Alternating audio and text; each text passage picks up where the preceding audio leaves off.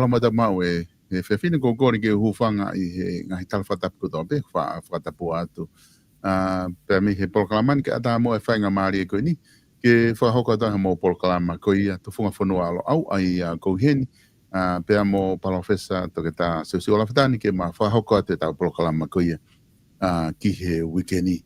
Patawange pe kainga o ku wongolere e te pe tau polokalama ke te motol ki apina, pepe he foki moki modolu ku lawa ki ke kau mai moki maua i houani, moki modolu koto ape te moto ki kau mai a muiange i he polokalamani o ku patanga pe ku wongolere e te ki modolu tai tau polokalama pe mi he polokalamani pe mo atu e pe hono tai dere ki modolu ki he whitu pe ki whanongoa e tau polokalama. Taim tatau pe ko whiwhia ki tai dere ai palofesa pa me ken pela Australia kuma i heni ke whahoko atu tau programa e whewhini malo tau mau e whewhini palofesa pia malo e ngā welahi pia me i ken pelana palofesa mou whewheha ke ki he weekend whewheha ke family pia mo university ko ia o lo au.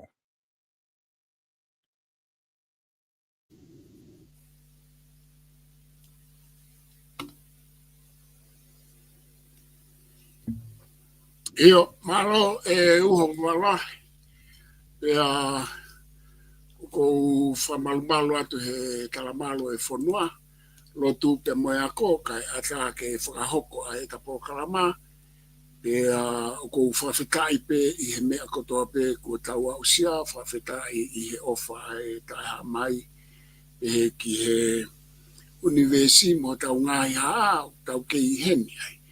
Ka kou ki whamalumalu atu pe i he kakaitupu ai whonoani o ko i he me mananga kempela ni kempelani ai matakari nana wala o kana utolu eni pe apehe e ku whapapa ki he lahine princess kola atu fui pe kau ne mai moa kohen ka koula ve mau ne keitonga pe ke kau tau whonua whare amata apure ka ma foke talawhika ulahe o tonga ke Australia ni ke tistu halangi ngie ya moe ne kau ngā ue ya pehe ke kau taki lotu e pare mia mau whonuani pe o koulelei pe ua waulahe pe mausan moe whamiri whai pe ngā he whatongia lo au ka e whafoki atu malo. Malo pito professor ko tui ko e weekend ko inga ko e tuhani mi ko e weekend to wike pa ake wike ko o whahoko ai ko ia e tau whiriwhare area. Pe koe kaweinga koe ke loko haka he kaweinga whapolitikare lahi i tonga ka koe taimi ene kempeini ko o si tāpuni foki. Ai le sisita he aho hiwa ko ia o katopani pea kua mahino rewa ai kau kandidati ko ia ki whare area. Ka kunga kone mahu inga ko ia ai whare area ko loto peke taki i talanoa moa i he ahoni. Whika waki pea moe ngahi hingoa koe ni kau kandidati o ku whiri mai ki nā tole wāhenga koe ngā ke o atu ke whaha wakai ki ai. Te koe pea pehe foki koe ha o wakai ke tu unga ko ia whakaluku fua o ku iai e te whiri koe ni o amana ke whaha koe nove ma. Ko ilo i pe foki na e penga i tau ki mua i he whiri na ke i he loa wai i tonga na ke i tonga tapu ai pena ke nofotonu ai ngahi taimi ko ia ngahi hiti ko ia kempeini mo e teu ko ia whiri ma ngahi whialo aki ngahi mea pehe ka koe ngā koe whiri koe ne tauni koe whiri ni a ku me mi hange ke he ne asi pea o atua e whainga maari e ke te koe ke whai ha wakai ki ai ka ki mo ke ta hiki ki he kau kandidati professor pe whianga ho wakai ki he tuunga ko ia guai tau te teo at koe ni ki he whiri ko ia i nove ma kwa hanga hi mea ke whatonga i ai pe me he university o ku ki ke ai trend o ku tau ki whanonga ai pe o ku liliu hange koe ngahi tuunga koe ia ki ai wea ngahi pāti koe te ke whakapolitika rea koe ngahi tuunga koe kau kandidati lau koe ku tau ataina e ne tuu koe ia e tau hanga atu koe ni ki he ki nove ma professor koe hae ho wakai ke tuunga koe ai koe ne tau teu whiri ki tonga tapu neongo toe wike e wha. Io koe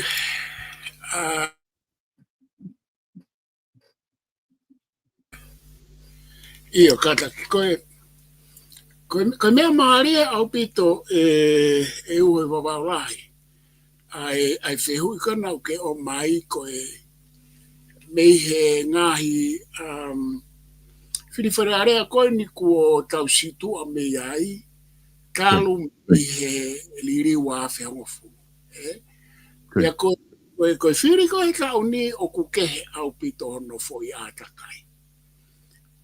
Mei he u whiri koe kinua. Pea koe ku uhinga koe ki ai he o kuia e foi liri u lahi ia.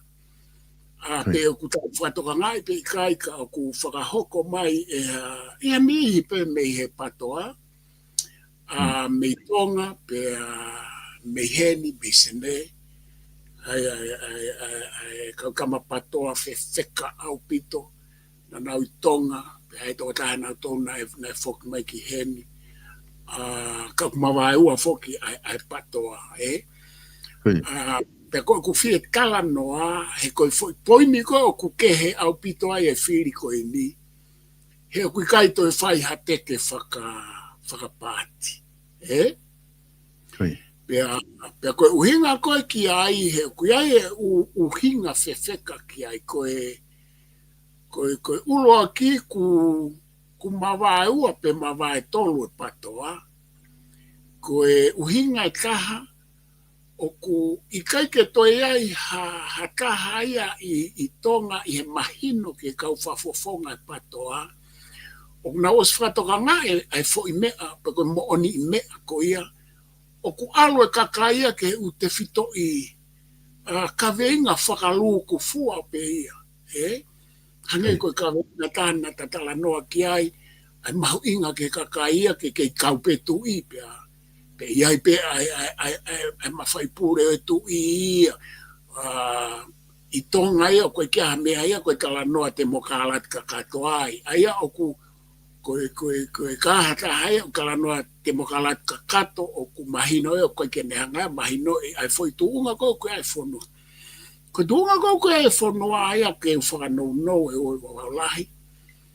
O ku mahino mai o naunga unu nau tōruia ke u te whitoi kaweinga na e kau kawei e he pure anga koe ni i he nau foi pure anga. Hange koe oe whai hala. Koe oe whai hala, koe ka ofi pe tuku ai whai hia, whakasi isi e whai toko na tapu. O kui kai ke toi tuu maha kahai ai tonga he kau kandidati ko toa, i ene mahino mai ke tala mai. Koe ku tau ka vei atu ai te mokalat ka kato. Pe koe ku tau ka vei atu ai mea u tau ka vei he tu. Koe moni mea pe o ku ikai toi whaha tau ka vei patoa ai tonga he kempeini. Pe koe kau kama patoa ko toa koe o ku nau kempeini pe na nau i he pure anga pe ku nau toi hua to hange ko Charles Pohiva.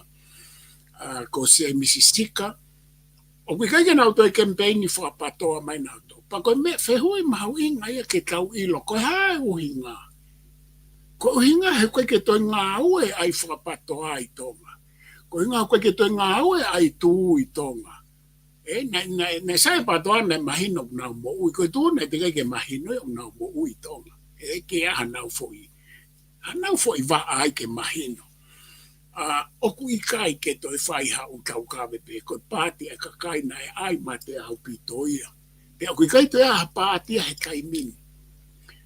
Koe hau whakatau tā whoki mai, toko lahi asmai kau tā mapatoa o nau toi huu mai, ka o ku i kai ke nau toi o mai o lere whakapatoa, o ku nau hau ki he whoi mooni i mea koe o ku hoko i tonga, koe nofo e kakai ki he ngahi kaweinga whakaluku fua, ya koe ai mai nau ngahi nofo ai kakai ki he nau ngahi whie mau whakapolo ka pe whakawahenga.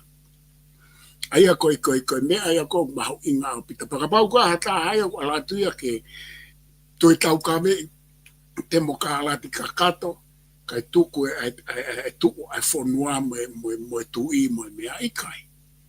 E whaingata aia o pita e tamai koe ahe ne alo kempeini, pe whaingata i mehe fo i a mo ni mea kono hoko i tonga. E ko tangata kon patoa whewheka apito. Nai whoki mai ko tangata mi sene panikala mai. E povalo, oku i kai. E ko ala tau kai kia ha mau campaign whapatoa ia mau tolu. Pe aku mau mai ua, oku tu o ta whaki he, tu o ta whaki pa kou kawau ka piveni mo e toko lahi o e patoa. Aia ko uhinga ia o mea kou hoko. Pea koe e fo i maari e ua i wawau lahi. He mahino mai ku foke ka kaia ki he fo i mo oni mea koe o e whare. He koe hae mo oni mea o e whare, koe toko taha fitu. Pea mo e toko hiva. Toko hiva ai hoi ki no pere. O tau foki pe ki he fo i toko uafia. Wano? Koe, wano. Fo i toko wano. O tau foki rewa ke foi toko wao no, he ko mea peu whakangofua e lao e whiri whare area, pe ko mea peu whakangofua e whare. Pe ko maari he ko ikai ko haloto o atoko taha, ai foi liriu ko no ko kanoa ki ai. Ka ko anga pe ia o mamiri mo liliu ko ai society, o ka wai ki he foi mea ko ini. Pe nai foi toko ua ia na tala noa mai ka te au whare i pia. Ka mai nao te nao te ke e te mokala ati. Os whiunga e te whapure anga whakatu ia. Pako mea nau talangi kia nao, anga tama me muri. He kai ke ngā ue ho mō teke te mokala ati, ko talatu ka moa i he mahino ka te au e whonua. Ko e whonua ia, o nofa kakai i ka pau koe taukawe, ka koe ai taukawe te mokalati mo e taukawe o e tu i mohono whakataha i ko mea au no whai kakai. Pea penao, o wharepai ko wakaya te na campaigni mai mahua ia he taukawe i o poua o e tu i. Taukawe i mai he tā mai a ko e nia ko e ne kawe ngā anai au mui pe ke tō wholofola ai tu i. Kawe inga e tolu e tō wholofola ai tu i. Tau fia bea, koe ke o pehau ia ko haku. O kou fia ia ko i ngā kua late masi o mahinoi. Ai mea koe nā ku tala noa ki ai. E kou lawe i pia mahalo ke ai pia whafufonga. Kanti te iti au tau kawe e te mokalata kato mei muri. Whai te riha pe ia. Ka pau whea mau ke hu ki whare area. Ka pau whea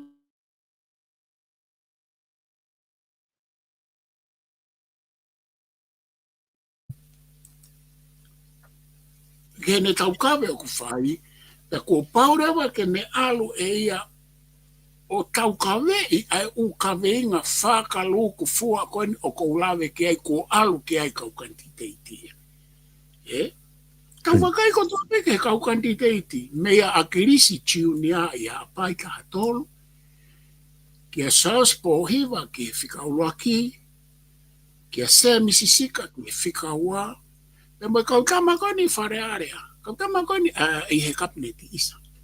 Kau kama he kabineti ko hae mea o nau kau kawe i he nau loto kabineti. Pea mo nau campaigni. Ko nau kau kawe i pe a u te whito i whakakaukau. Whakaukau le rei pe na kau kawe e Samuel Akris Pohima. Ko mea o nau nofo ai pa nau nofo ke e nau ngā aue. Le kai pere a rea ngā aue na kulawe ki ai. Pea o ku maari e re mai a he te tau sio ai, pea o tau kei i rewa o ke ai fo i lili, ko fo i lili whika uaki a e uhe mawalai ka whakafoke atu, e wakai ko e whakaluku fua. O ku i kai te o mai a tau kawe i whakapati, te whakakulupu, ka kuna o mai o teke ai ngai kaweinga whakaluku fua pe, ko osihanga te whito ke o mea o ku whamamawhai he pure anga ko i he ahoni. Ku alo e na ume e no whamama whai o alo e hangea ko e o ne take e ia campaigni i he foi whiri whare area. Kwa whaka atu ohono wako. Ari pito ai e whatala noa koni ko ke whai e palofesa. Pero tui mahalo ko e gangahi mea bea kulawa ke tau kamata pick up ko ia i he osi koni o e tala mai ko e ngahere sisita. Ai mahino ko ia o ku i he tuunga pehe. Pero tui mahalo ko ta whaake ni kutau sio ke ai pe oku e ola lele ku tau whaanga ki whoke taimi koko oku Apa kwa foi kulupu he whiri ko oska wa fe wataha na ua ngo foi ngo kulupu po tu mana ko candidate takiua pena na kai ke kaulele ia ki he whiri ko na fai ka ko te ne tu ko ta ni mi ta tu be mahal na ku ke fu wa be pena to ospe fo ke candidate tapu ni candidate au hiva tika ki tau te sio wa o mai ke aho ni ku asima hanga hi nga campaign whakakulupu hange koe ku ke tala noa ki ai. Ka ku maaria pito ai analyse koe ku ke lava o whahoko koe ia ki he tuunga koe. Ai koe ne tuu koe ni e palavesa koe ngahi mea koe ni o kune determine koe ni e tau nga unu pehe holo koe o ku determine ia e ngahi mea whakapolitikare pe koe anga pe ia o e taau koe e tau whanonga i e tau ni o ku hangere ba ngā vai o ai ngai whetu e ngā vai pa ku seo na tolo hange koe ki te lava ia ke ngā wale rei pe ngai whetu ia e o ku fo o mai i he ko hai ngai mea kune hanga whakatupunga o ngune hanga o tofa mai hala koe ke tau whanonga i he whiri o ngai tau koe ni o tau whahoko ai whiri whare area. Ia koe mea koe o kou whatoka ngai koe kataki. Ka mea ko whatoka ngai ko uhinga koe mo vete koe ngai kulupu na e hange ko unau teke. Hange ko patoa. Whatoka ngai mo ni mea ko ni uohi wa maulai.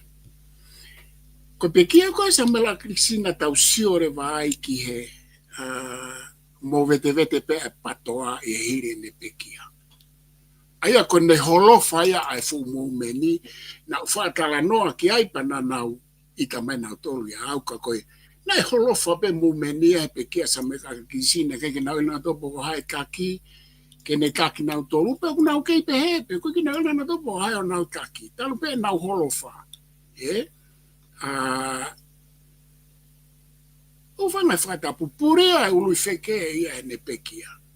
Ko ngā hihiko ane koe ke ilo ia pe ku nau pipiki ki whe. Pe haure vai ai patoa ia tikai pike nau lawa na tolo whatahata hai nau tolo. Pene alhake moment koe tu ki e patoa. Koe angai koe no malangai mai he kaki o e tu Manue kaho le rea pe koe ne umea pena ne ai koe ko ki nau tolu koe nau mo ui ke whakapepaki ke tāmate e patoa. Pea mahalo nai kau pe moia hono tuki e he tuuia ke mo vete ai patoa ka koe na utala noa peo i tonga i he kei lau maria samara kispohiwa i he eku i tonga i ngau elo au. I e ku wakai kou te kai hanga sa mala kispohiwa whapapau i mai ko hai tene taki. Koe tala noa na whai e au ke lo au. Pana whai pe aku he TV.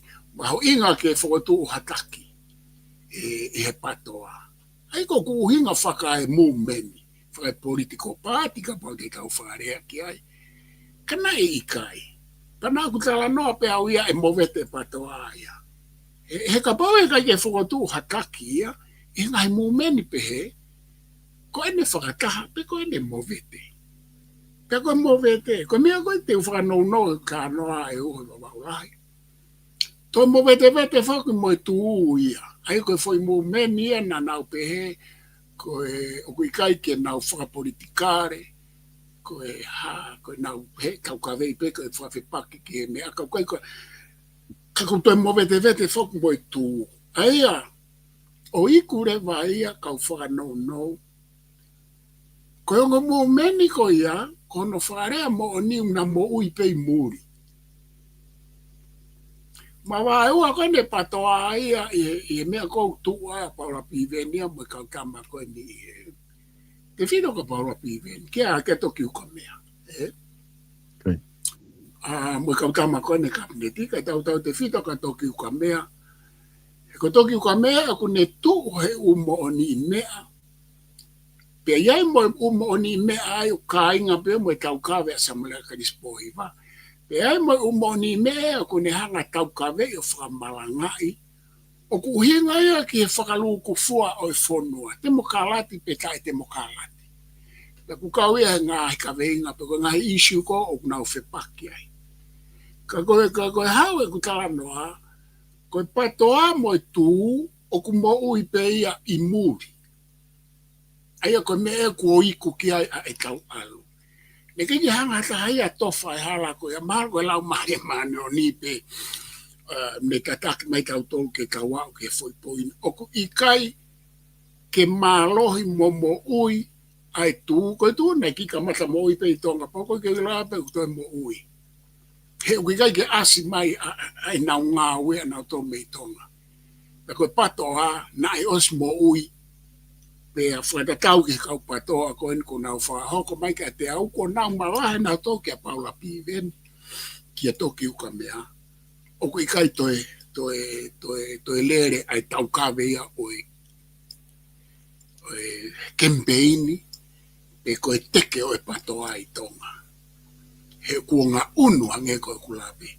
Aia koe ku whakarea e koe aku malawa pe ke uhara, koe patoa tuku ke hange tū o ku ikai ke nai tonga na uaia. Koe ongo mumeni pe koe ongo teke pe ia o ku nau i muri. Pe ku asibe me kempeini koe tonga, kau kantiteiti koe ni. Ko toko taha pe mahal po ko toko ua wala tu me Amerika o nā tau kawea te whakaukau te mukalat kakato. Kai kia hata haia i tonga e kau patoa ai. Pea kui kai kia hata haia e tau kawe mai me tonga ki he patoa. Tuku ke ka pau te nau whawha u taha mai e ngai wike kono o kutoe. Ka koe whaitatawen ke he kuwakai ki ai moe ume a ku o mai hanga tonu me tonga. Pea moe kau whafofonga koen kanditeiti ku o siwha e ke pea ku ke tau kei uo i wawa u te kai kia. A kanditeiti e te hao o whai mai u tau kawe koe ka hange ko whatanoa ka tau wakai atu pia whafoke atu Professor ku mahina whakamatala koe ni ku ke whai, ka ua mo ki whehu i koe ni, ka tato ki hoko atu ke hingoa koe kau kanditeiti. Koe ki whehu ino ko mai e tokataha koe ni e Henry Mahuinga. Ki whehu i atu ange ne sio ke ngahi whaunga pe structure whakawhiri ki wharearea. Ange koe whakapāti, pe tau ataina, pe whakalotu, pe whakaako, pe whakapisnisi, pe whakauhinga. Aia koe ki whehu ia kune o mai ke koe haho wakai ki he ngahi whaunga pe structure whakawhiri koe ki wharearea i he tau wakai atu ke he tauni. Ange koe na ke osi ki kamata whamatala mai ki ai. Iyo koe mea ea e kaimini o ku ange ko kulawe ane nai e heneri o ku whai fio e ume aia whelotei koe tau whoire aia hange koe tau whoire a koe ki hono ngāohi koe lolo koe tū koe he ahoni ai whiri whare area koe ni a eni. Pea ka pai toki a hariri uia koe tatala noan ke he mea ko tau hao hao mai ki ai. Ka pai toki a hariri o ko asma pātia i foi alatu koe ni koe ke kaua e kano. Koe mea koe ku kaua u ke ahe ahoni o ku whelotoi ai whiri whare area. Aia pa ko ku hinga ki ai o ku whai fio e u kakaraia. Pe koe u tui. Aia ka pau nai aha tui whakapatoa. O ku whai fioia mo e tui whakai tū, mo e tui ki he tui, mo e tui ki he tala e whanua. Pea koe kau kanditeiti te mou whakatoka ngai kātoa. Pakapau te mou nofo le leike siofi e nau whai ke eke koe ne ua wawa o lahi nau toa. He kai kia kanditeiti e hau ka koe o tala noa ki hafo i mea e taha. Pea ko sea kau kanditeiti o kou mawhanga maari e ki usikai ke tō lahi, he ke polo kalama koe na ua wawa lahi. O kuna ua mai na tōria tala noa ki he whelotoi whai fio ai u kakala. Pe nau tala noa nau tolu e he neri ki he u kaweinga la lahi. Ka pau o ku kau ai ha mea whakasiasi, iyo, koe foi kakala ia e ka. Ka pau o ku kau ai ha u mea whakapatoa, iyo, koe kakala ia e ka. Ka kui kei tau tō lawa tau tōlo sio poko whe patoa. Kui tau lawa tau tōlo sio whe tū. Ko mea peo tau sio ki ai, koe u kaweinga, o ku kamata ke aluhake koe langa whaka-ekonomika. Koe mo ui lelei. Koe uka veinga ia pamamawhai mai e he tui. Koe uka veinga whamawhai mai e pure anga koe ni. E toki uka mea mo ki nau tolu. Koe mea whoke hu whakahoko mai koe mei tonga. Kua sio e kakaia koe u mea ia. Koe u mea ia ke te kolo i. Koe u te fito i mea ki he mo ui e kakai, ka akui kai koe u te fito i tui. Whaka ideology he ui whamapalangi. Aia o kou whatonga i rewa o ngā ono ke kakai. E o ngā ono e kakai au nau whakawhanongo. Whema ana tolo e tamang tala noa uhinga lelei. Tamang tala noa politikare lelei. Wako manata i ua au laika whakafoke atu ke whiri koe whare area wha demokalati koe a karisi e ne kamata. Ko tau tolu whoke hange ko ho whakatala noa ki homo polokalama mo toki uka mea e minister, polisi. Koe foi mea pe ua ko ase ko nistuto ne koe ongo paa pe ia. Ko ta ua taha ka ke lama whiri area whare area isa pe ko ikai ke whaha. Ko karisi koe foi pāna e ua pe moia. Kua pau ke koe toko taha ako koe ka ke lama whiri wharea. Kai tari koe e whonua ke whiri wharea. Pea koe whoi pā e kaha, kua pau ke poto he tala noa mo e whakauhinga. Ka pau ilo he whonua aia, pa ilo he kakai o kuke wāre ko he tala noa mo e whakauhinga. He kai ke whiri a taha ia ko. He koe hae uhinga. He koe whare, o i whaulao. Koe whare o i whakauhinga. Koe whare o i taha o ku poto he tala noa. Pea koe whahinga poto koe nei tala noa kai kau karisi ko ho poto i e whakapunake, ko ho poto i e whakauhinga i fui whakaukau. Koe a enia o kou sio au ia o ku asi mai a mei tonga i e kempeini koe ni. Koe kau kantiteiti koe ni, kua pau ke nau poto he tala noa mo e whakauhinga mo e whakauhinga ai oi politiki. He koe no whaka e whanua i tonga, koe mea e mao he atamai a kakai. Mantui koe taulere mai tau tolu koe ni e fwoi tau ene whiha mo e kālanga maaria mo e whakauhinga maaria. Pea kwe mao me kakai ke nau sio kahataha o tala noa uhinga, tā noa politiki, tā noa te ne lava, me he ne uhinga o whakahoko i ngahi mea koe ia ki he whanua. Koe mea au, hange ko kou tā noa, hange koe kau kantiteiti koe. Whakatahata akpea toki uka mea. O ku tala noa whewheka, o ku whakauhinga whewheka, o ku whakawhekiki, o ku tala noa politiki, pe o ku ne toi whai o whakamooni mai he ne tō o ngā moui. Koe mea e kou whemao he whanua. Koe mea e whemao he whanua e he neri. O ku whemao hakakai pehe. O kui kai koe whakawhekiki noa ia pe tala noa uhinga, whakauhinga, ka aku toi asi mai o koe e fua e nau whakauhinga. O ku asi mai o ku lava tukutuku hifo ai kai haa. O ku asi mai o lava taofe umatapa o hua te whaitoko na tapa. Ai ku hangereo ke lao sokalatesi. Ka tau e whakauhinga, ka tau e ilo moe toonga, moe uruhanga, moe whakahoko. Ka tau e ai ngutua ka whatapu, pia moe nima. Alu ka tau e rea, moe ngā ue e nima. Uhinga pia sokalatesi. Ka pau aku ke ilo lahi he ka noa sokalatesi. Paku whaami mau peka ukariki ko nau tuna nau hanga whakawai mea kontau tā noa kei te mukalai. Whapihe mau pia sokalatesi. Ka pau aku ke ilo lahi. Ka pau aku ke poto.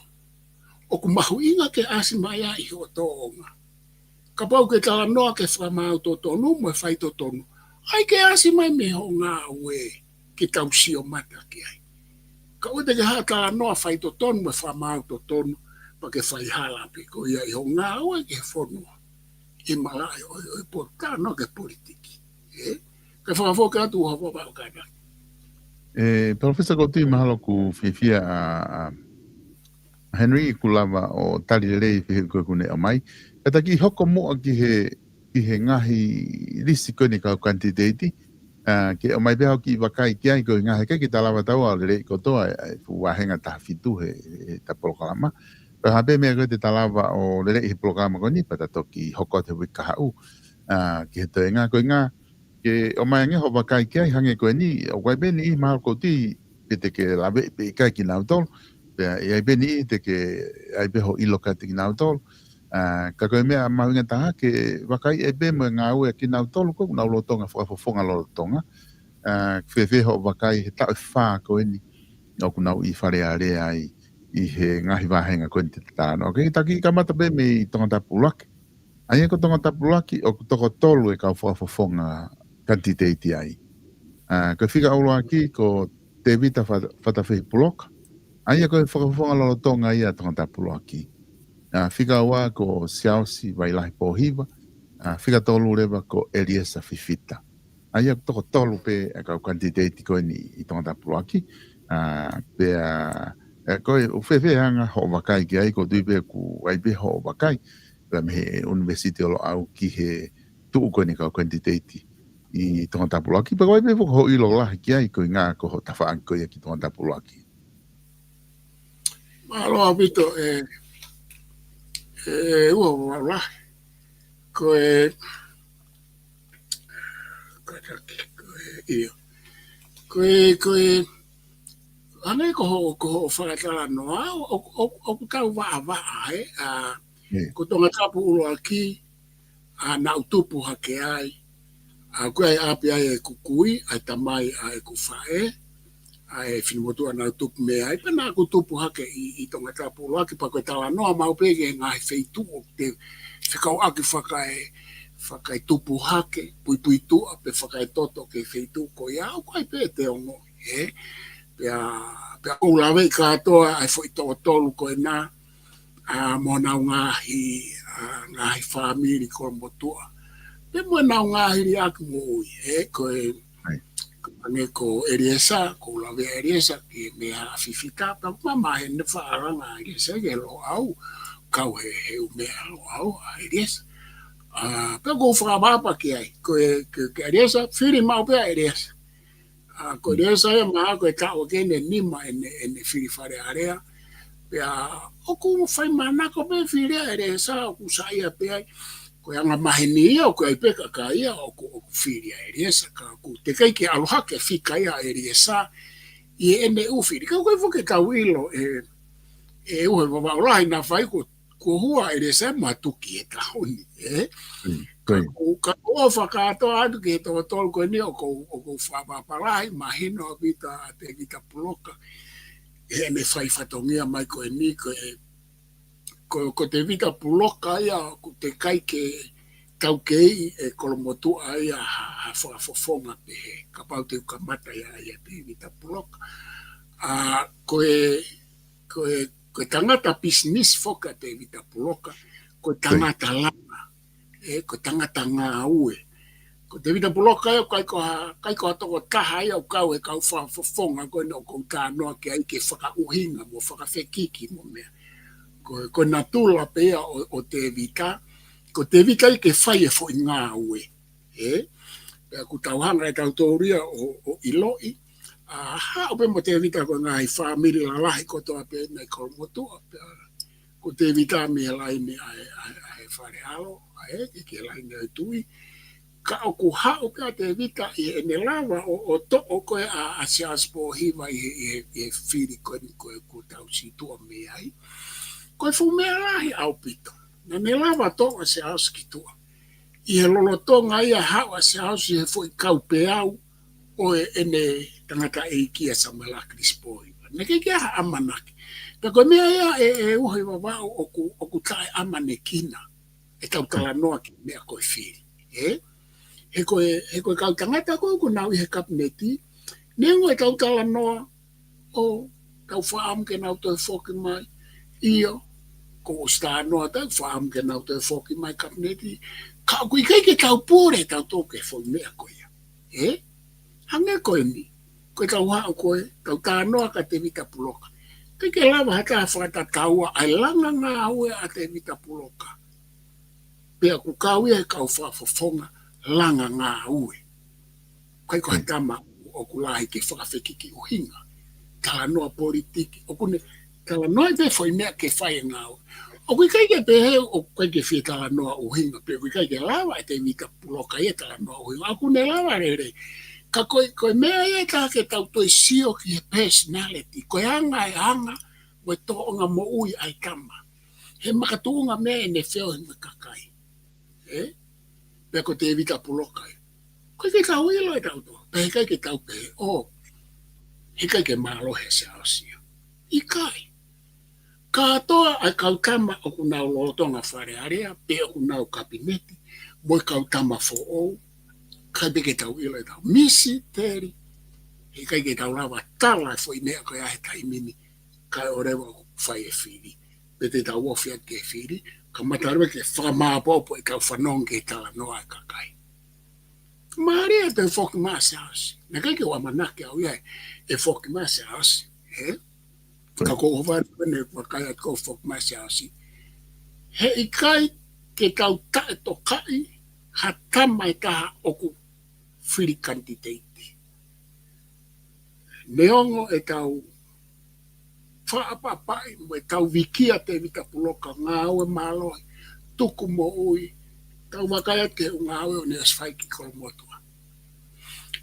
Ka whoki maase ausi, ko se ausi a koe whihanga hanga hia, o te vita puloka.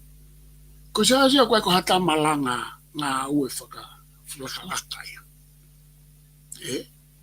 Ko se asia koe tala noa. Whakauhinga politiki, whakauhinga ke whaiha u tōonga. O ku diliwe ai tōonga mo uimu e tōonga ngā whai. Ko se asia po hiwai. Koe ke nei mau e ia ai iwi ia, mo e ata mai ia o e ne tamai. Koe ke mau e sa. Ka bide ata hai e whanau a Samuela Kispo iwa e hofka Samuela. Mo e hanga e ne vā mo e kakai. Ka koe kai ki tau ilo foki. Koe ki tau ilo tau tōre ki loto kolomotua, kou whakapapa ko toa ke whoitoko tōru koe. Hange koe resa, whawhapa pe au ia, fie mau pe resa ke whiri. Koe whiri koe ta resa ki mua u mau i tonga.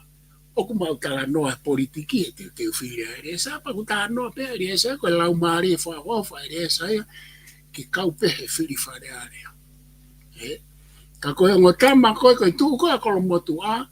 Koe ongo tama koe ni koe tena toe hanga mai pe aku i kai ke tau ilo. Ko se aosi pe mo te vita.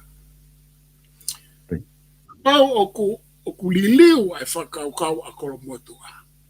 Mea te vita, te nau whiri a sa hosi. Peka pau ku nau kei tuu mau pe ia te vita. Peko te vita pe e toi whoki mai. Kai makatuunga pe koe ha ai sio e kakai ke foi tutu lau mea a te vita. E ko se hosi te keke ne whai e halanga whalaka i kolomotua. Me ena i whai Samuela Kispo hiwa, i ene kei whafofonga ma kolomotua. Te ene whai alanga whalaka i kolomotua. Ngā ua pēhe u te whito i whakaukau. Te whito i tui o teke. Ai ko tau mo os mea i pēhe o eiki pe mo e kai ngā mo tau kakai. Koe whehu i, oku kei ngā ua e fo i mea Samuela Kispo hiwa, ai teke whakaukau, mo e teke o i tui, kia i a se aosi, i hene hoko mai ke a se aosi, i hena i kai ke lawa a se aosi o huki whare area. Kai ke tau lawa ke tau tari.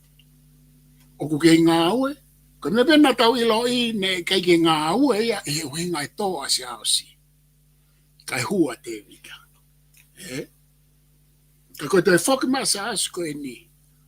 Koe hae mea fo o ke whoki mai mo se aosi, hena e tō hena fo i vei pā mo te vita ki mua. Koe hae ne mea hu mai koe ni e kehe ai e malawa ke hu ki loto. Nano whalo ua i kolomotua. Kata, whai a se aosi, fu whamiri lahi e kolomotua. Tatau pe mo. Tatau pe mo te vita. Ongo whamiri lo ua. Toko lahi pe whamiri o akirisi i ki konga ki hano, ka kuto to lai me ka hano, ai family ka mai, a ti disi, ka pa de ka hano family. Ma tau to sio fo esiasi. Se stonga, ne alo a se stonga. Ku sias mau inga ia anga tu fa holo mana to, na se su siriana ka nai. Ke mo be ki se ala se stonga. Ai ko sia o sia o mo sia stonga. Ko te vita o se siriana. Na whakatou koristu tuku I toloa. Me mo to ha ngai uhinga keke. Oku I kai patoa a te vita. Pe oku I kai ke patoa sa ose te kai ke tu masa sia tau ka veko ne fili mai patoa. Oku kamata mai be sa ose I ne whakatapu me ne tuaki mai ko ne fili. Ma ai fonua mai tonga tapu uloaki. Mahalo ko ngata pea e kumea pea ko lava ke o atu e ua I mapa ko o whalai atu ke kau fonga ko ne tonga tolu o e kolo eiki. Ko Eliesa mana I tonga haya Eliesa. Ko onga tama me kurisko tupou. Na I tupou hailo ua pe e kuma o a sasuma te vika. Ka favor que atu e whapaura. Malopito profesa ko ti ku mahino ai ki analisa ko ko ke fai ki ka kandidate to e wiki fa lava be ngahi me ai na kai ke malava o malava pe la be mai diliu pe e kai ke lava mo haliliu ma be vai me hoko atu ngahi fehu ilahi ku ke tuku mai I analisa ko ku ke fai e toki omika toa e tonga tapula ke tari a hua noa novema ke tau sio ki ai I ne au atu ki ai koko tui te ofia tu pe ki ai te tatu e sio whalo kufua pe I he ni ihe kau kandidate unau tai mua I he taki ko ia ai lova ki ai pe kutonu kwa e ta whafofua ki ai pe kai kata ki hoko mai mua ki tonga tapua ai ko te vita puloka foki na iloa ne hu mai koe ki pare alea ne where koe te vita whatawehi puloka a tau tolu ai ku mau aki pe ki foi temi ko ia ne campaign ko osi pe ko tu wai ka candidate for o na tana ke to atau tolu he na campaign he taun ka ko ki o mai pe fa tau pe ki foi temi ko na nga ke fa te bloka ko tonga pu to ko pe professor ko fa fonga lo tonga to ke ta uhila mo langi fas pe mo semisika ai ku ngo toko wa pe una candidate pe mi tonga bua fe ve ho wakai ki he ngau ko yo fa hoko tata fito ki he to da hula mo lang fas ko fa fonga lo tonga ya Ko me maari e ka toki hoko atu o wa la a te ke mana tu e au ia ha whakawāhenga nei tau toko ua o hange koe toko lahi ai toko ua I whiri whare area koe ni. Koe. A pa hange ka te au koe whehu I o ku tau honge ka kai pe koe au me peke tu unga o whelo toi pe ai ka kai a koe nai mei malama ke nau kandidate I ngahi poloka ke ai pe foi toko ua koe ia. Ke uma au ke uhinga. He ku I kai ke ne tala mai o ku whakalaka I fie kandidate e kakai. Ange ko ku holo, koe foi feitu ene fia au tau toko ua. Pe a kui ai hoha ai I ku ongo I ta whaketa, pe koe tau alu pe ia ke firi pe o alu ha foi toko ua ke na whea. Ange koe tau wakai koe ki kolomotua.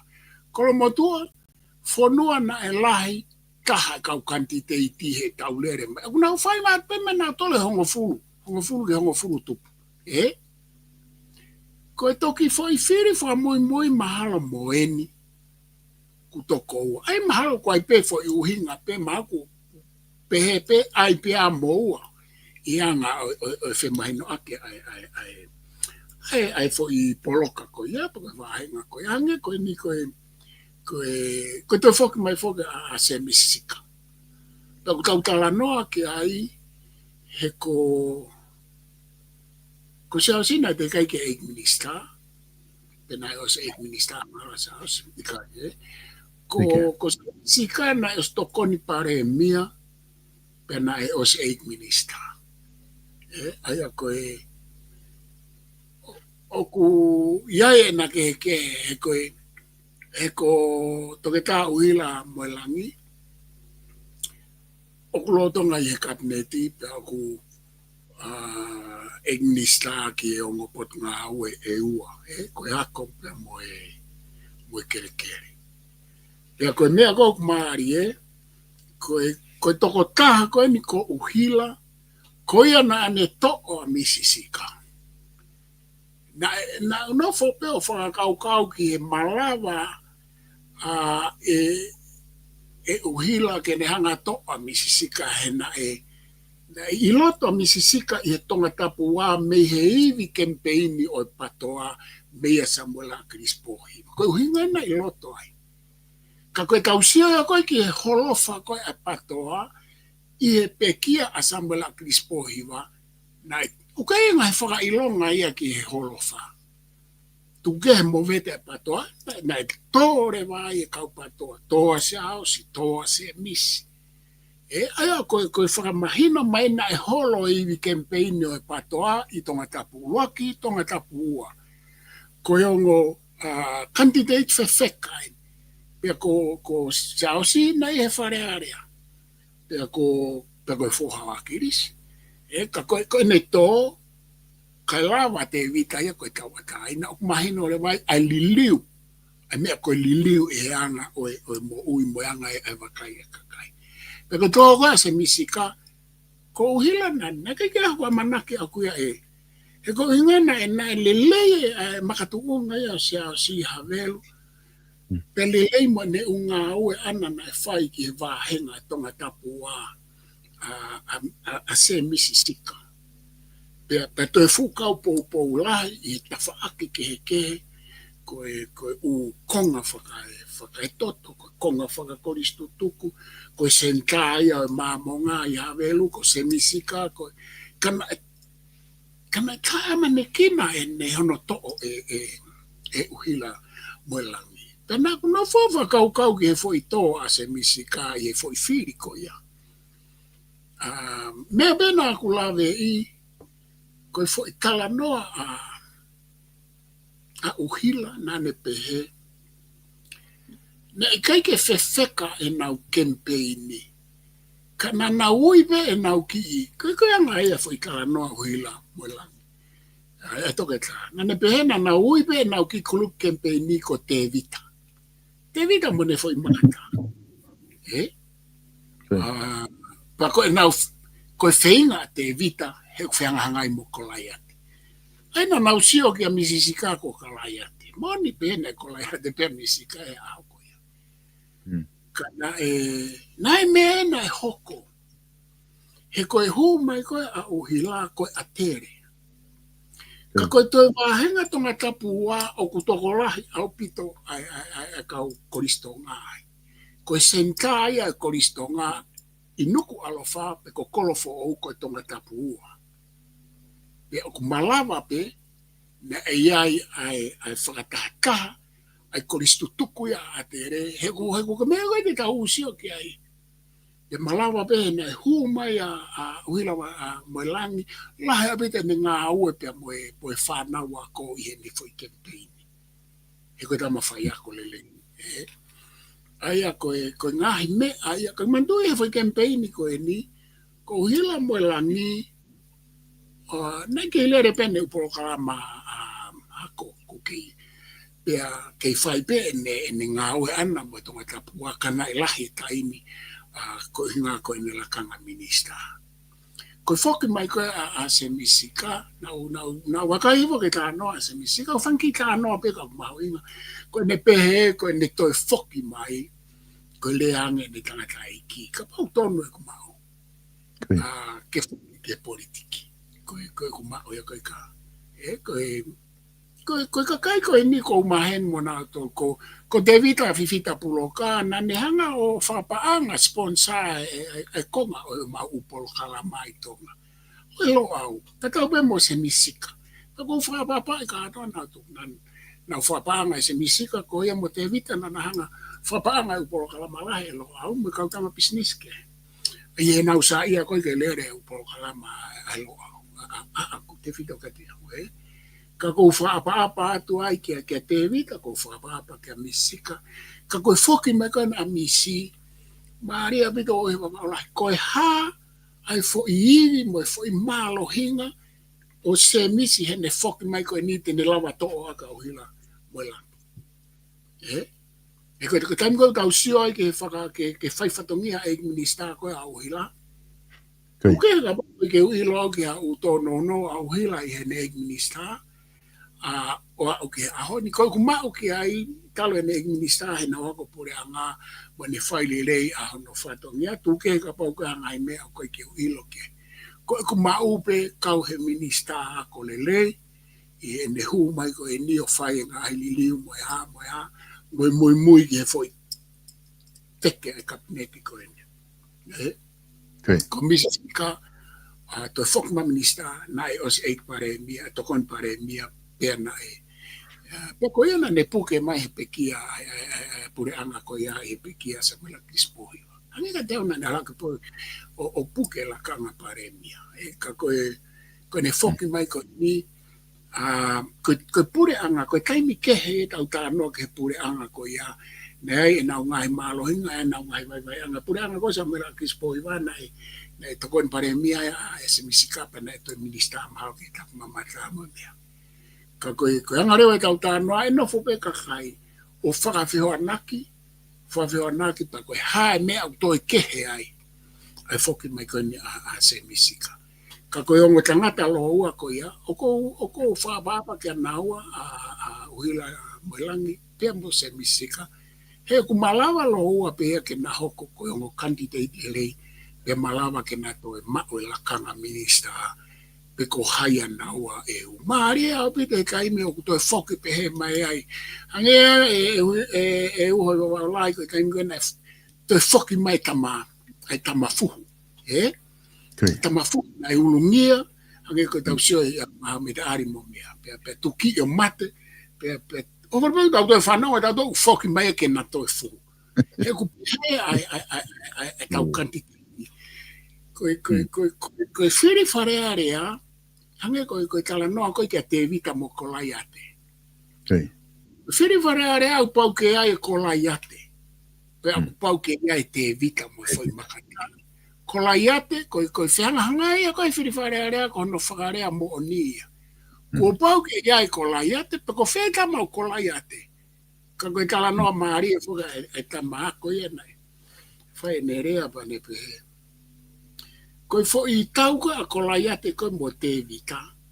ko la yate ko fusaya niti pe ko kausa niti kai me ni ko ke na lava si ore yo na mata o vai na mata pe na whakatui hono fu te unga ana ia mo ne fu here ka mo mea o tū mai kana ki ke lawa ia sio mai ka te vika pe heia pa ko hae aia ka ke lawa ia sio au ka te vika pe ilo ia e te vika he ko te vika ia si ka ko e kau kei pe moe pate I moe matao tau I makata I tolo makata aia ko foi le soni ko ai ko ngai fianga ngai ko ne ko la te mo te vita ko hinga ko na tata te vita ko tau I hono fo I la na ke la vai sio a pe ke la vai sio mai ke alota foi maka aia ko pe he ai tau campaign candidate ko la te mo no fu te unga ko mo ne fu here fefeka fu lahi ko ke la vai sio le rei mai ke tamata ko re wa ki kamaia o lawa ia si o rei atu he ko pau ke hanga e candidate ko to ape o te koloi ai vai anga e tamate na whaka osi ke na hanga ai pau ke ne hanga tuki I hono malohi o kai ke pehe ko whiri whare area ai a ko tala noa ia pe ko tau whakamonu pe I kai ko fo I whe auhi e uhe wamaula ko whe auhi pe ko hai e hu ku pau ke matao e founga taki ka ke lava o ave akia Koe tau whakaiku atu, tau ofa pe he kai ke. Mantui fo fa alato me ai pa tau aki ka aki e kau fa fo ngā ia o mai vai anga he o mai. Kau fa ambe e alu le lei atu ai u campaign. Kau fa fo ke atu e uho i o wā.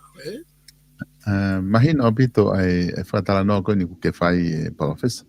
Au koe whiu ta tau pia o atu ki tonga tapulo aki e lava self hiva he wiki whaa koe ni ke ne avea ke ne huki whalearea instead ia te vita whatawhi poloka. Koe whiu ta tau pia ka se mesika. Au ku ia whainga maria mesika ke ne lava tuku uhila mo lang whasiki tua. Pe kai he wiki whaa koe ni. Ia mahalo kai tāri ke ai o kui ai. Okay. Hange pe koe tāri koe ki a se aosi, koe ku tāri koe ki ai, iu malama ke ave se aosi a te vita. He koe uhi ngau kai ke tau ilo e tau toluia he whianga ngai a te vita pe mo. Mahino pe ni, he koe toko taha koe e mālohi, koia, kapai te tau mai foi anarasio koe a te vita mo kolaiat. Koe tama koe he kai ke hu koia e kolaiat. Hange koe ki tā no whatata au hila mo langi koe ke nau ki timi campaigni. Nai ui ko te vita, mo ne foi makata.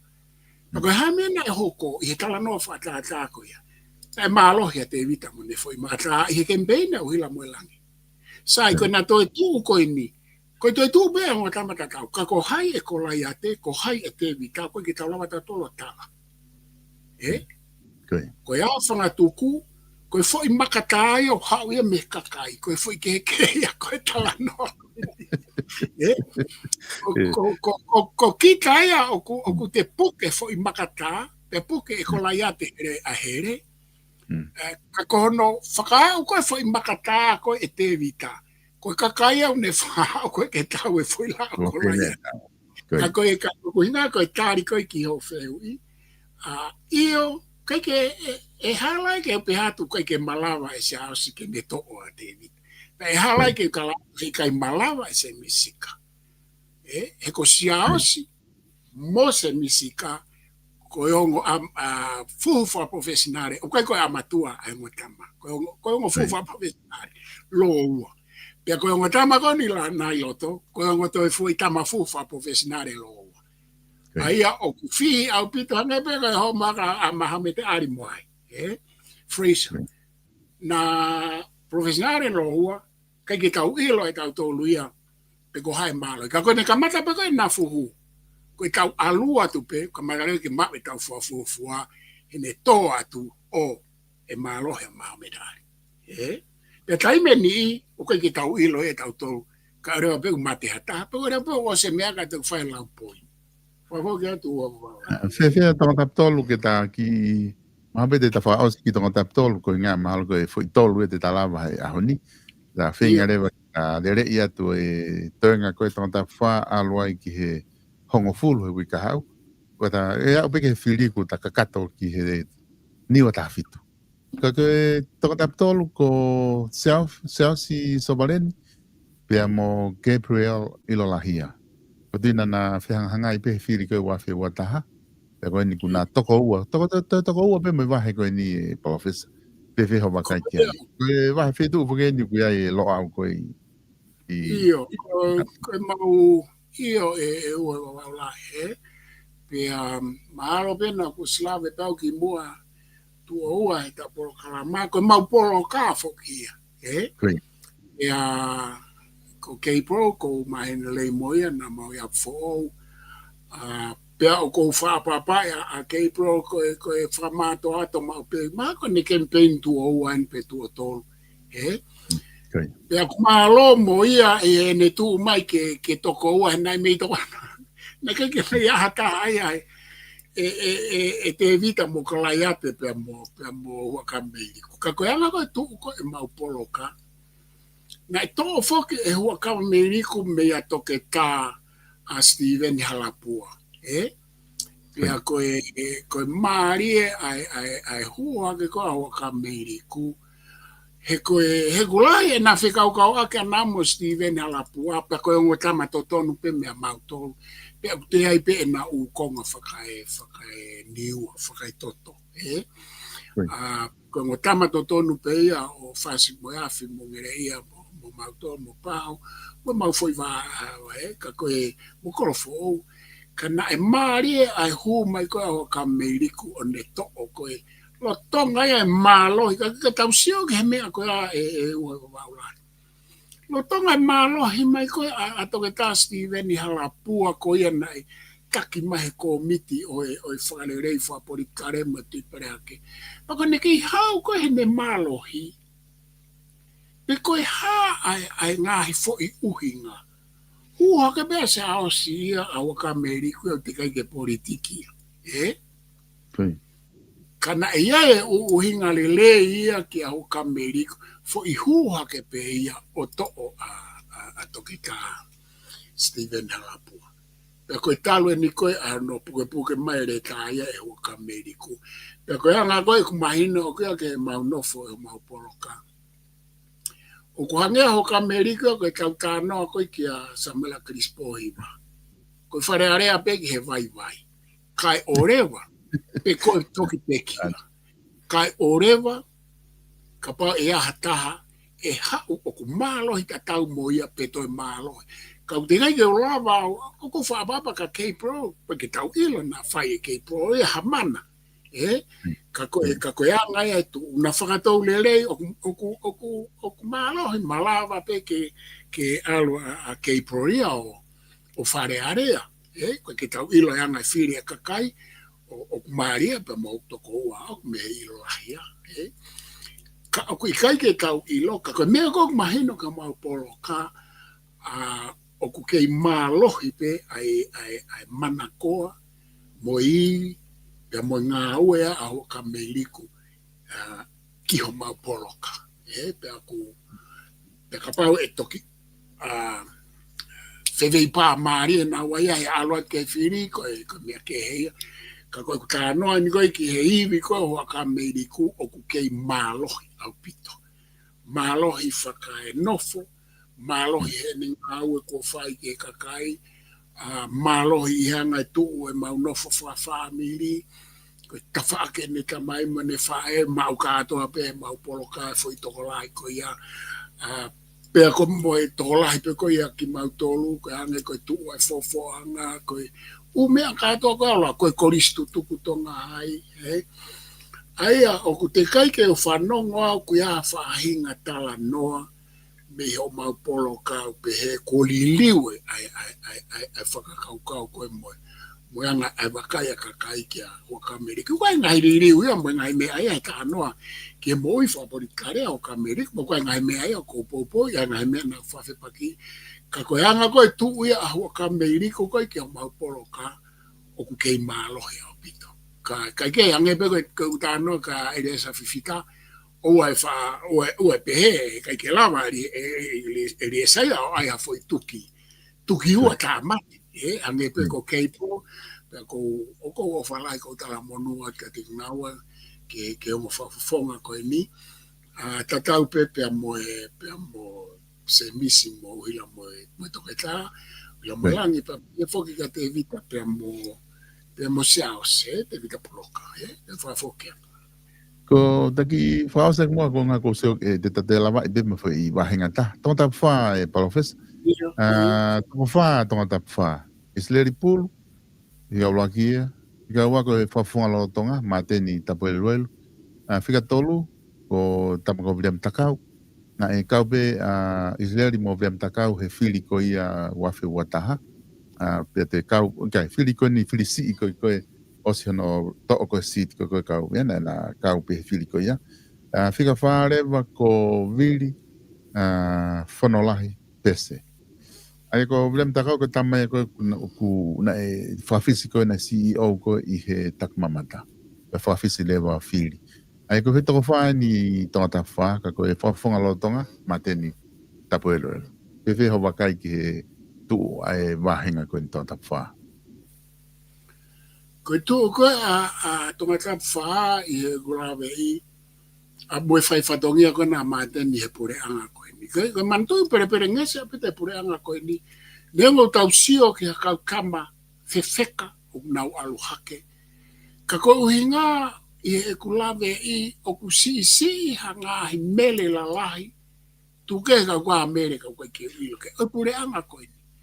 Aia koe fo I kau kama koe he loto pure anga he u feitu na ui ai.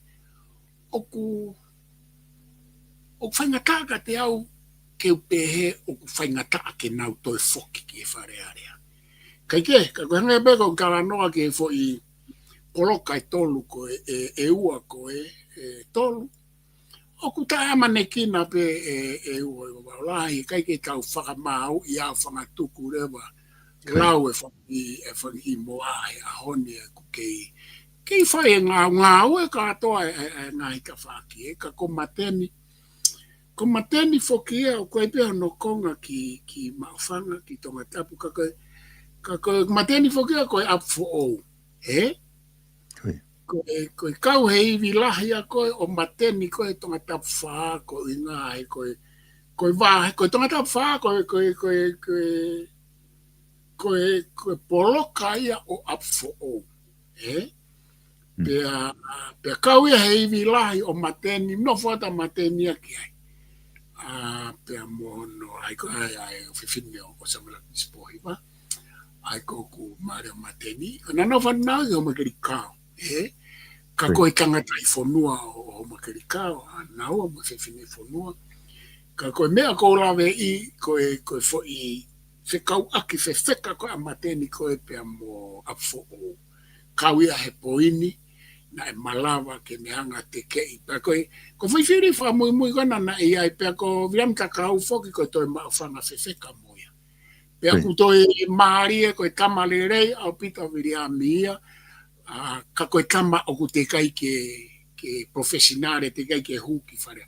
Tamale rei whaka ngā aue, whaka e tala noa, whaka e uhinga, whaka e toonga mo ui o ku kau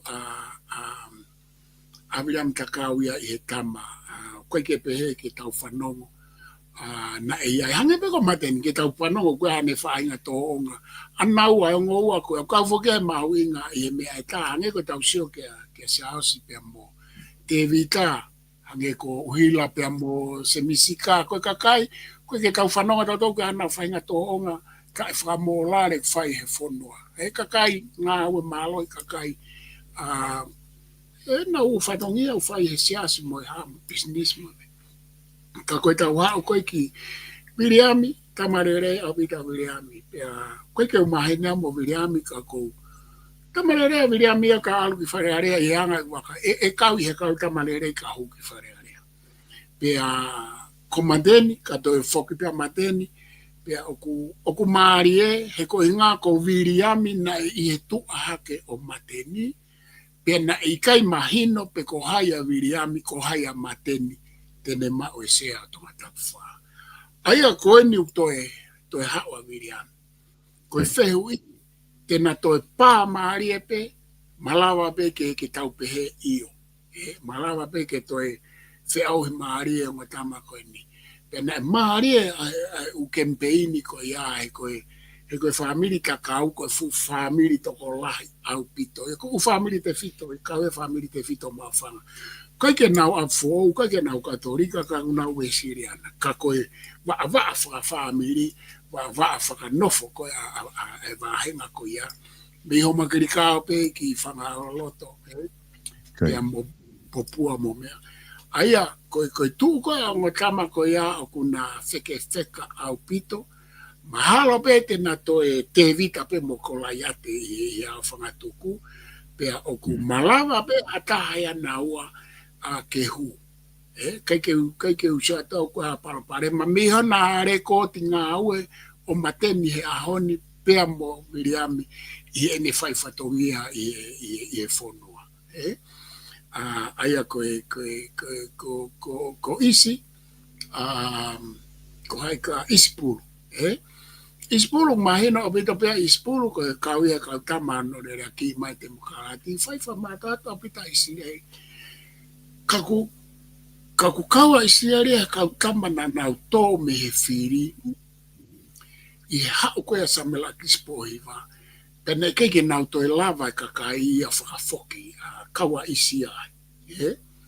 Pe aku whakawhiawhia pe toi whanongo ka isia he ne toi whoki mai koe. Ni maha koe tua tolu ene pe tua wha ene whoki mai. Ka kou tui pe oku ikai ke more a manaki a Isileli Pulu. Koe kau tamana nau paionia mai i hawa e patoa. Ka koe iwi koe ko Isileli Pulu i he aho koe na e kau i he iwi lahi. Pe nei o si eik minister. Ai au kai ko amatua Isileli Pulu koe professional. Na e os eik minister Isileli Pulu ka peato. Paka ne tō koe ako ne tau whenga koe ke whoki. O te kai ke wakai au ia ko iai hafo i poini whewheka i u kempeni maa isi mo ene tala noa ke ne hanga o ave ma kehe ai tokanga ai kakai. Koe te tau whoki mai, pe koe te tau whoki mai, ko paurege whawhehu ia he kakai pe koe hae fo i mea e makehe. Pe toi makehe angai ho whoki mai.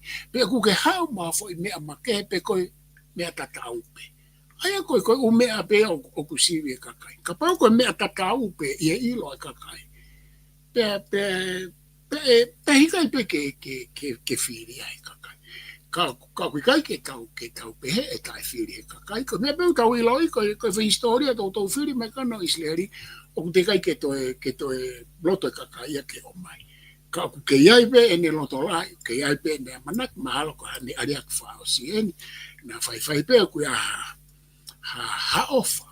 Ka koe tamai ka hao koe ke ufoko ilo ai tama koe a wha more pe ai kantite. Ko hai ko ano hingoa e o. Ko Vili Pese. Io kai pe ke aha aku te ilo au ka Vili Pese. Mo hao ka hao mao ke he me ngā aue mo anga e pui tua kai ke aha ku mao ke tama koe ni. Toi, ko te Tok whenga i mai ke ta programa hoko ka pau e i lawa tala noa ki ai, mahalo pe kui ai pe i via mo mahalo he ta mama ane foi makataka koe kai ke uilo. Koe matama pe koe ko uilo, pe ko ai ukola ia te mo te vika ia na waka ka oku na whakatou lelei au pito ka taha ia na o tau fia pa o tau amanaki lelei. Ka eka whafoke atu o wala. Professor Kotui mahalo Kotui te taki i ngari whiungai i he ta prokalama koe tongata nima ko usu kei ko toko tolu pe koe ko hafu kau kantite lahi en pe toki kamata rewa i e tongata buono ene alu atu koe ai fika kako ngā ku toi pe ta minite tolu he ta nimi Professor ka pau te ta whama apop pe te ta whaozi a tongata nima whai peka te koe. Ia, ka whakausia tātonga ta nema koe fo i mea lahi ke ta tala noa.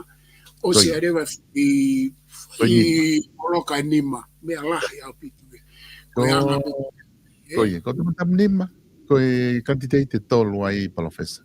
Ati, Pasikala, Whikaua, Hexo Fifita, me Nukunuku, Haua Ati Pasikala, ko whika tolu rewa koe Paremia Lorotonga, ai sake Walueke, me mātu. Ai a koe toko tolu eni, au kunau i he wahenga koe toko tapni ma, ke whaosi mai ai e ta prokalama he ahoni. Koe hongo tama koe koe ke uilo ke kina ua, Ko Hexo, ko ia? Ko ia. Hexo Fifita, mo Ati Pasikala. Pasikala mei ahau, Koi. Iyo, oku kakiaha kulawe ke hongo tama, ko e pare mea Lorotonga pe to ke tā isa keke. Ka kuwhawhiawhia pe i e kuwhanongo atu o kia i haonga tama nau kantiteiti pia. Mahalo koe, anga pe ia hange ko kulawe ku alu ke tau toko si, toko uanu, ala ka toko tolu. Mahalo koe loto pe ia ngā wheitu upe koe, ko alu pe ke hange pe ko kulawe nai koe me euna loto ke ai pe koe alu pe koe whahinga mahino fō ia. Ko o se atu ene tau toko nima ke hongo furu tupu, tau alu tau toko ua, tau toko tolu. Ka kou whakapapa ki hongo tama ko eni, ke Fifita pe mo Pasikala, kai ke uhanga lawe i mo, ka kou tui pe kui ai pe ai upupuitu a mo ilo, pe mo e kau kei mo e poto e kai ke mo mai pe o kantiteiti. ka kui kai ke ulava o tala noa ke a moua kai ke mahino i lelei moa kai ke ulave i moa ka pa e toki matoki lava ke moua wawaulai o to e mauange ngai pui tua te matoki lave ke ai ka u ko mea peo ku mahina kai mini ko e pare mia isa keke pe ko tu ia ko va henga ko ni a tonga tapu nima ko konga fogene ka mautolu i oku konga ki vātu u pe mo i fo pe ku mau me konga pe ngai kolo ka to ko no i fo nuku a hau ko kui me a hau kolo vai kai ke ko tu ko he kai mini tu ke ai hu mai a fifita mo mea pe mo paskala kai ke fa tau pehe o ku tau tuku lalo i pe te tau sio lalo ke ata ko mea ko o ku mahino ka te au ke ukala noa mahino ko uhinga pehe kai ke ukala noa ke honga tama ko ni he kui kai ke uilo ke akinawa pehe ika leo ke ukala noa wha maha mahalo na vai ko uloi ka ko hinga te ukala noa pe ke toke taisa ke he koia pe ko uilo i pe koia o ko eki pare mia pa koia en mohono pare mia i fo i mei tau e taha ko e ni oku tauhanga i loi o tau ke i a ene tuku lau mea pe lahe a bite ngā hi mea fo ou ku whai he pure anga ko ni pe whai he pare mia na te kai ke tauhanga tau ke i ku whai mai e ha e ki pare mia pe oku o kawa manaki pe ke te foki mai pe e ki pare mia ko e ni pa ko kuanga ku lawe e ak me i fo o ki ai pe a e nau toi whakaampe he ke toi foki mai a toi taisa keke. Ko hinga pe ko e ola, ko e lea ngā ue pe mo e kai pe e lea. Ko uhi ngā ia. O ki kai toi uhi ngai ko uhi ngā ko haku whaamiri mo e mo pare mia. Pe ko e mai mi vātu. I kai kapau na e vātu ia wātu mo au kau lawe e au ia o kulahi e ne u mau ma ne u whaihia e whanua. Ai kai ke ka noa pe hene atua. Ko ku ka noa whamiri me kau ngā tangata e whai pe ka pau oku tāu. Pe te kau ki ai, pe te poupou ki ai. Ka pau e kai tāu, pe te poupou ki ai ko ngā whiara kia mo mea.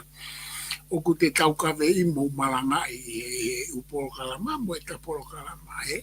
Ka koe ia wā i tāta tau, o koe pe kua manaki whakawhiawhia he kua kai ka whiwhita mo paskala. He ku tau kei whia mau pe ke a kau kandidate.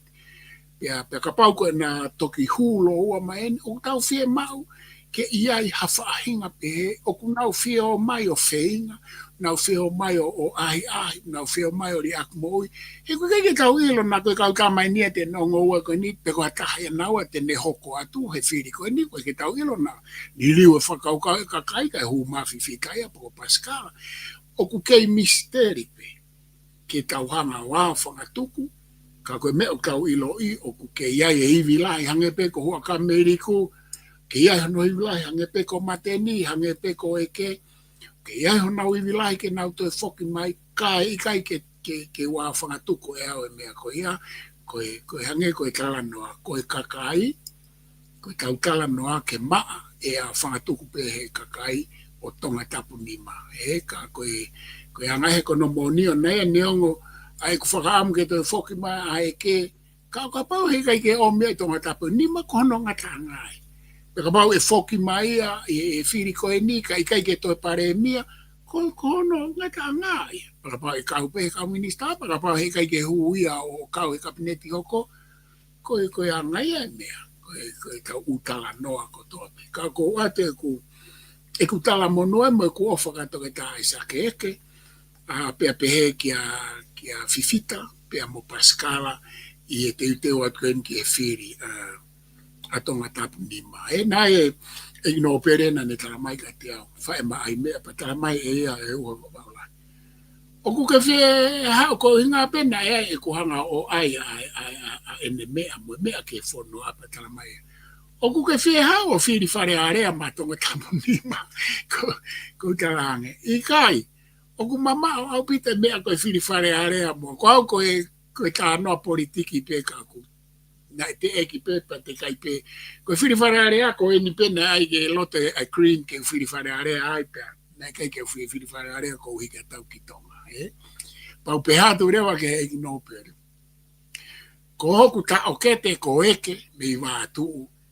Ko ia pe o kune whai e mau whiri whare area mo e ku whiri whare area. Ai a eni tatala no whaosi mai ai ke tonga tapu nima. Pako utara monu ka atoa atu ke foi wahenga ko ne nima tata no ke ai mo ka kandidati ko ia fa ke atu o wa. Professor fa malola hiatu i he lava ko ke talawa i foi i wahenga nima. Tato ke hoko atu i he time tatau pe wikahau.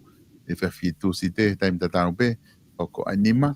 Ke anu silani ki he toenga ngai wahenga ke he. Pakapai lava ko toa i pe he wikahau.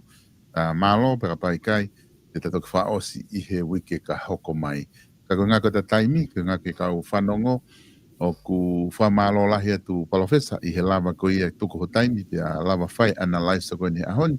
O ku ai polokalama minite tolu mi heni, o ku whahoko atu e polokalama ko ia pe mi heni, kantiteti ko ia o tangata pohofulu, whaos mama, a ia te ma kolosikia he o si polokalama ko ni palofesa ka ku whamalo lahi atu, o whatu ki ngau e ku whahoko hena, pa malo atu ka tiki motolu ko tau pēk mo mui mai ka tau repa he, tau toki hoko atu ha minite tolu mi heni i he polokalama ko ia whaas mama. Ka mo mea. Malo bito ofa lahi atu. Ka whatu.